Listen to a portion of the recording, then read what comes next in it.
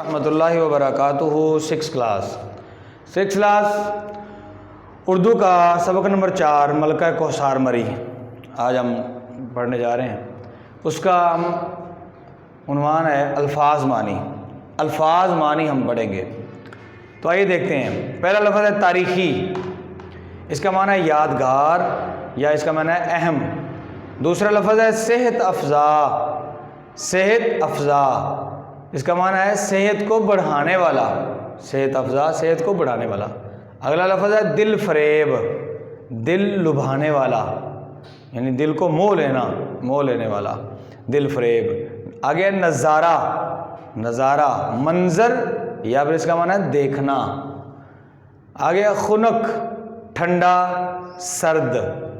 اگلا لفظ ہے سہانا، اس کا معنی ہے پیارا۔ کہتا ہے کیا موسم سہانا ہے، یعنی کتنا موسم پیارا ہے۔ اگلا لفظ ہے مسافت، تو اس کا معنی ہے دوری۔ کہتے ہیں کہ تمہارا یہاں سے کتنی مسافت ہے، یعنی کہ تمہاری منزل کتنی مسافت پر ہے، تمہاری کتنی دوری پر ہے۔ عشرہ مہینے کے 10 روز، جیسے کہ ہم کہتے ہیں رمضان کا پہلا عشرہ، دوسرا عشرہ، تیسرا عشرہ، تو وہ 10 دن ہیں مہینے کے۔ دلکش دل کو کھینچنے والا، کہتے ہیں کہ یہ منظر کتنا دلکش ہے، یعنی دل کو کھینچنے والا ہے۔ اگلا ہے لفظ آغوش۔ آغوش کہتے ہیں گود یا پھر پہلو۔ پہلو گود، کہتے ہیں کہ باپ نے اپنے بیٹے کو آغوش میں لیا ہوا ہے، جیسے تو گود میں لیا۔ کوہسار پہاڑ، سیاح سیر کرنے والے، گرد و نواح ارد گرد، اراؤنڈ باؤنڈ جیسے کہتے ہیں، گرد و نواح۔ سحر انگیز جادو کا اثر پیدا کرنے والا، کہتے ہیں اس کا خطاب بڑا سحر انگیز تھا، مطلب جادو کر دینے والا تھا، لوگوں کے دلوں پہ ٹھا ٹھا کر کے اس کے الفاظ لگ رہے تھے، یعنی سحر انگیز۔ خالق کائنات کائنات کو پیدا کرنے والا، اور وہ کون ہے؟ اللہ تعالیٰ کی ذات ہے۔ محور مرکز۔ قابل دید دیکھنے کے لائق، کہتے ہیں نا فلاں منظر قابل دید ہے، تو وہ مطلب دیکھنے کے لائق ہے۔ توسط وسیلے سے۔ جان نثار جان قربان کرنے والا، یعنی جان نثار صحابہ، یعنی حضور پہ جان قربان کرنے والے صحابہ کرام تھے۔